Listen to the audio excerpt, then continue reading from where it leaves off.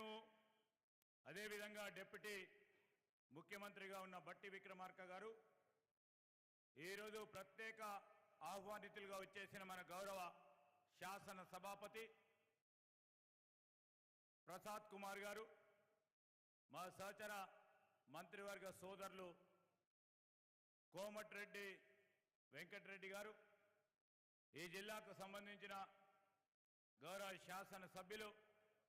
మల్రెడ్డి రంగారెడ్డి గారు, అదేవిధంగా వేదికపై ఆసనులైన గౌరవ శాసన సభ్యులు, గౌరవ శాసన మండలి సభ్యులు, సీనియర్ నాయకులు, మా ప్రభుత్వ అధికారులు, అటువైపున్న యువతీ యువకులకి, మిత్రులకి, పాత్రికేయ మిత్రులందరికీ నమస్కారం. ఈరోజు ఇప్పుడే అసెంబ్లీ సమావేశాల్లో మార్పు తీసుకొస్తామని చెప్పిన మన కాంగ్రెస్ పార్టీ మేనిఫెస్టోలో భాగంగా ముఖ్యమంత్రి గారు మరి ఒక కొత్త యూనివర్సిటీ యువతకు సంబంధించి, తెలంగాణ ప్రాంతానికి సంబంధించిన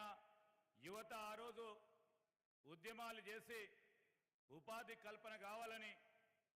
ఈరోజు ఉపాధి గురించి పోరాటం చేస్తే 10 సంవత్సరాల కాలం పాటు గమ్యం తెలియక ఏం మాట్లాడానో అర్థం కాక ఆ యువతకు సంబంధించిన ప్రధానమైన అంశం ఉపాధి కల్పన చేయాలనే ముఖ్యమంత్రి గారి ఆలోచన,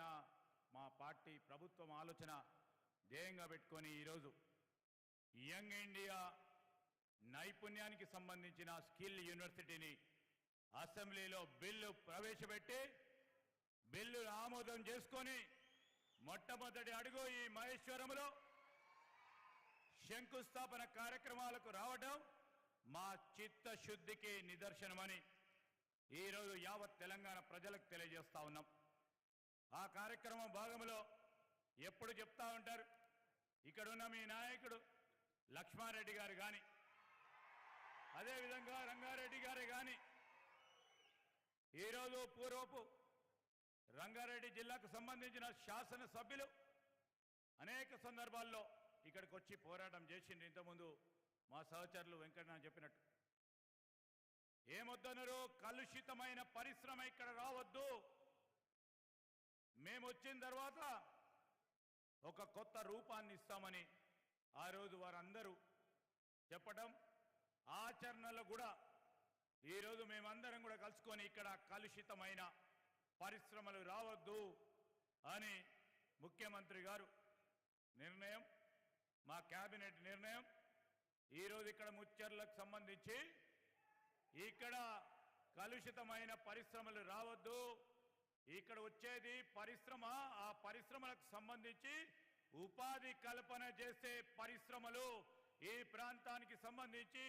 ఈ జిల్లాకు సంబంధించి, ఈ రాష్ట్రానికి సంబంధించి యువతకు ఉపాధి కల్పించాలనే ఆలోచనతో వచ్చే పరిశ్రమలను ఇక్కడ ఏర్పాటు చేసుకోవాలి. ఇక్కడున్న ఈ నెట్ జీరో సిటీ అంటే కలుషితం లేని, కాలుష్యం లేని నీరు కానీ గాలి కానీ ఉండే ఒక నగరాన్ని నిర్మాణం చేయాలి. ఆ నగరంలో అన్ని వసతులు ఉండాలి, స్పోర్ట్స్ ఉండాలి, చదువుకోవడానికి ఒక ఎడ్యుకేషన్ హబ్ ఉండాలి, అదేవిధంగా ఇక్కడ పరిశ్రమలు ఉండాలి, ఉండటానికి మధ్య తరగతి, చిన్న తరగతి ఎవరు ఉండాలనుకున్న ఇల్లు ఉండాలని ఆలోచన చేసిన క్రమంలో ఈరోజు ప్రత్యేకంగా ఈ ప్రాంతంలోనే అనేక ప్రాంతాలు ఉన్నా ఇక్కడ ఒక ఎడ్యుకేషనల్ హబ్ నిర్మాణం చేయాలని ఈరోజు యంగ్ ఇండియా స్కిల్ యూనివర్సిటీని ఈరోజు మనము శంకుస్థాపన చేసుకున్నాం. ఇప్పుడే చెప్పారు సోదరులు, చెప్పారు అసలు యంగ్ ఇండియా స్కిల్ యూనివర్సిటీ అంటే ఏంటి, దీంతో మనకేం లాభం, ఈ రాష్ట్రానికి సంబంధించిన యువతకేం లాభం, రాష్ట్రానికి సంబంధించిన యువతకు సంబంధించి ఇంతవరకు అసెంబ్లీలో ముఖ్యమంత్రి గారు చెప్పడం జరిగింది. ఈరోజు ప్రత్యేకంగా చెప్తా ఉన్నాం, రాష్ట్ర యువతకు సంబంధించి ఆనాడు 2 లక్షల మందికి ప్రదేశ్ పబ్లిక్ సర్వీస్ కమిషన్ ద్వారా ఉపాధి కల్పన చేస్తామని మనం ఇచ్చిన యువతకు ఇచ్చిన మాట భాగంలో మనం ప్రభుత్వంలోకి రాగానే తెలంగాణ ప్రదేశ్ సర్వీస్ కమిషన్ మళ్ళా పూర్తి స్థాయిలో దాన్ని ఏర్పాటు చేసి ఒక యోగ్యత గల చైర్మన్ దాంట్లో మరి పెట్టి సభ్యులను పెట్టి ఒకటి తర్వాత ఒకటి ఈరోజు నోటిఫికేషన్లు ఇస్తూ ఉన్నాం. ఆ నోటిఫికేషన్ రాకపూర్వకం కూడా దాదాపు 40,000 మంది ఇక్కడ ఉన్న రాష్ట్రానికి సంబంధించిన యువతకి ఈరోజు వారికి ఉపాధికి సంబంధించి ఉద్యోగ అవకాశాలకు సంబంధించి 40,000 మందికి అపాయింట్మెంట్ లెటర్స్ మన కాంగ్రెస్ పార్టీ ప్రభుత్వంలోనే ఇవ్వటం జరిగిందని మీ అందరికీ మనవి చేస్తా ఉన్నాం. రాష్ట్రానికి సంబంధించి దాదాపు 30 లక్షల మంది నిరుద్యోగ సోదరిమల్లు ప్రభుత్వ ఉద్యోగమా ప్రైవేటు ఉద్యోగమా ఎక్కడో అక్కడ చిన్న పనో పెద్ద పని చేసుకోవాలని ఇంజనీరింగ్ చదివిన డిగ్రీలు చేసుకున్న యువకులకు మనము 2 లక్షల వరకు ప్రభుత్వ ఉద్యోగాలు కల్పిస్తాం, మిగతా వారికి ఏం చేద్దామని అనేక సందర్భాల్లో చర్చించుకొని ఈరోజు నైపుణ్యానికి సంబంధించి ఒక ఆలోచన చేయాలనే ఉద్దేశంతో ఇప్పుడే మాట్లాడిన ప్రముఖ పారిశ్రామికవేత్త శ్రీనిరాజు గారు, అదేవిధంగా ఇప్పుడే మాట్లాడిన ప్రముఖ పారిశ్రామికవేత్త శేఖర్ రెడ్డి గారితో పాటు మరి మరొక ఐటీ దిగ్గజం మోహన్ రెడ్డి గారితో పాటు అనేక మంది పారిశ్రామికవేత్తలతో ఇప్పుడే ఈరోజు ఈ ప్రాంతానికి ముఖ్యమంత్రి గారి రిక్వెస్ట్ మేరకు ఇక్కడ ఉన్నత స్థాయిలో కార్పొరేట్ స్కూల్ను ఏర్పాటు చేయాలి. ఈ ప్రాంత వాసులకు ఎవరికైతే ప్లాట్లు పోయి వారి భూములు పోయి ఈరోజు రీహాబిలిటేషన్ కింద ఈరోజు ప్రభుత్వం ఇచ్చిన ఆ భూముల్లో ఇల్లు కట్టుకున్న వారికి ఈరోజు మొత్తం కార్పొరేట్ స్కూల్కు ధీటుగా ఒక స్కూల్ని ఏర్పాటు చేయాలి, ఒక హాస్పిటల్ని ఏర్పాటు చేయాలి, ఒక కమ్యూనిటీ హాల్ నిర్మాణం చేయాలని మరి ప్రత్యేకంగా స్కూల్ని ఏర్పాటు చేయాలని నాట్కోకు సంబంధించిన మరి పారిశ్రామికవేత్తను కోరిన వెంటనే ఈరోజు నాట్కోకు సంబంధించి ఒక కార్పొరేట్ స్కూల్ వారు ఉచితంగా విద్యా బోధన ఇవ్వడానికి పెద్ద స్థాయిలో ఒక స్కూల్ ఏర్పాటు చేసిన నాట్కో సంస్థ వారికి కూడా ఈరోజు వారికి కృతజ్ఞతలు తెలియజేస్తా ఉన్నాం. ఈ సందర్భంలో మనం మనవి చేస్తా ఉన్నాం, ఉపాధికి వచ్చే వరకు 2 లక్షల మందికి మనం పబ్లిక్ సర్వీస్ కమిషన్ ద్వారా మనం ఇచ్చిన మాట మేరకు ముందుకు పోతా ఉన్న తరుణంలో మిగతా దాదాపు 30 లక్షల మంది యువకులకు ఏ విధంగా న్యాయం చేద్దామనే ఆలోచనతో ఈరోజు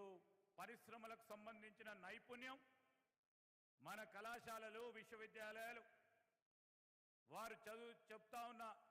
అనేక మందిని ఈరోజు గ్రాడ్యుయేట్స్గా పోస్ట్ గ్రాడ్యుయేట్స్గా ఇంజనీరింగ్ గ్రాడ్యుయేట్స్గా గ్రాడ్యుయేట్ అవుతున్నప్పటికీ వారి నైపుణ్యానికి సంబంధించి పరిశ్రమలకు అవసరం ఉన్న నైపుణ్యం పరంగా వారు ఈరోజు జాబ్కి సంబంధించిన అంశం విషయంలో పూర్తి స్థాయిలో వారికి లభ్యమైతే లేదని పరిశ్రమ పెద్దలందరూ చెప్తే మనము ఈరోజు గొప్ప మానవ వనరులుగా తెలంగాణ రాష్ట్రానికి సంబంధించి నిరుద్యోగ యువకులను గొప్ప మానవ వనరులుగా తయారు చేయాలి. ఏదైతే పరిశ్రమలకు కావాల్సిన నైపుణ్యమైందో ప్రభుత్వం దాంట్లో పాలు పంచుకొని ఆ నైపుణ్యాన్ని పెంచే ఒక విశ్వవిద్యాలయాన్ని ఈరోజు మనం శంకుస్థాపన చేసుకున్నాం. దీంట్లో ప్రధానంగా పరిశ్రమలు రేపు ఉదాహరణకి ఈరోజు చెప్పిన శ్రీనిరాజు గారికి ఏదైనా పరిశ్రమ ఉంటే పెద్ద పరిశ్రమ ఐటీకి సంబంధించి కాక వేరే పరిశ్రమకు సంబంధించి మాకు ఒక 100 మంది ఈ ప్రధానమైన స్కిల్ సెట్లో ఆ నైపుణ్యానికి సంబంధించిన వ్యక్తులు కావాలంటే వారు దొరకకుండా ఉన్న తరుణంలో వారే వచ్చి ఆ కంపెనీలకు సంబంధించిన చాలా మందిని వారు ఎంపిక చేసుకొని వారు వచ్చి ఈ నైపుణ్యానికి సంబంధించిన యూనివర్సిటీలో వారు చదువులు చెప్పి తిరిగి వారి కంపెనీలోనే వారికి ఉద్యోగం ఇచ్చే విధంగా ఒక ప్రత్యేకమైన ప్రయత్నం ఒక గొప్ప ఆలోచన చేస్తూ ఉన్నాం. ఈ తరుణంలో పరిశ్రమలకు రేపు రాబోయే కాలంలో ఎక్కడ కూడా నైపుణ్యం లేదు, మన గ్రాడ్యుయేట్కి మన అండర్ గ్రాడ్యుయేట్కి మన పోస్ట్ గ్రాడ్యుయేట్కి మన ఇంజనీరింగ్ సోదరుడికి సోదరిమణికి మాకు కావాల్సిన నైపుణ్యం లేదని పరిశ్రమలు ఎప్పుడు కూడా అనకుండా ఆ నైపుణ్యాన్ని పెంచడానికి ఈరోజు ఒక ప్రధానమైన కార్యక్రమం రాష్ట్రానికి సంబంధించిన యువత భవిష్యత్తుకు ఒక గొప్ప బంగారు దారి వేయాలనే ఉద్దేశంతో ఈరోజు తీసుకున్న నిర్ణయం చరిత్రలో నిలిచిపోయే నిర్ణయం. మరి కాంగ్రెస్ పార్టీ ప్రభుత్వం ముఖ్యమంత్రి రేవంత్ రెడ్డి గారి ఆధ్వర్యంలో తీసుకున్నది. ఇది యువత అంతా కూడా పెద్ద ఎత్తున హర్షిస్తుందని మేము అభిప్రాయపడతా ఉన్నాం. ఈ సందర్భంలో ఈరోజు మీ అందరినీ కూడా కోరుతా ఉన్నాం, మీ అందరి సహకారంతో ఇవన్నీ సాధ్యమవుతా ఉన్నాయి. ఇక్కడ అనేక మంది భూములు పోయినాయి, వారి వ్యవసాయ భూములు పోయినాయి. మీరు చేసిన త్యాగానికి సరి అయిన అర్థం రావాలి. ఆ అర్ధ భాగంలో చాలామందికి చదువుకున్న వారికి నైపుణ్యాన్ని పెంచి ముందుకు తీసుకెళ్తున్న వారికి ఉపాధి కల్పన చేయాలి. ఆ ప్రయత్నంలోనే మన ప్రభుత్వం, మీ అందరి ప్రభుత్వం, ఈరోజు ప్రజాప్రభుత్వం ఒక ఆలోచన దృక్పథంతో ముందుకు పోతున్న తరుణంలో మేము కోరుతా ఉన్నాం, మీ అందరి సహకారం అడుగుతా ఉన్నాం. ఈ ప్రాంత వాసుల సహకారాన్ని కోరుతా ఉన్నాం. ఒక పారిశ్రామిక ప్రాంతం, ఒక కొత్త సిటీ, ఆ సిటీకి సంబంధించి రేపు మంచినీటి అవసరాలు కానీ, చదువుకోవడానికి కానీ, స్పోర్ట్స్ కానీ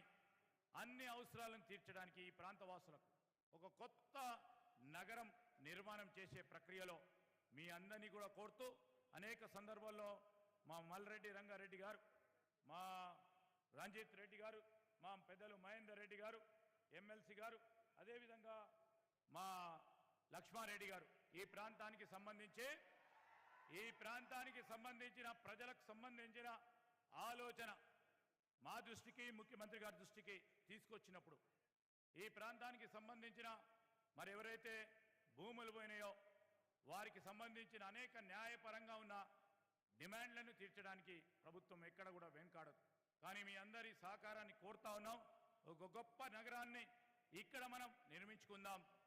మీ ఆలోచన భాగంగానే ఈ ప్రభుత్వాన్ని ముందుకు తీసుకెళ్లే ఆశీర్వాదాన్ని కోరుతూ సెలవు తీసుకుంటున్నాను. జై హింద్.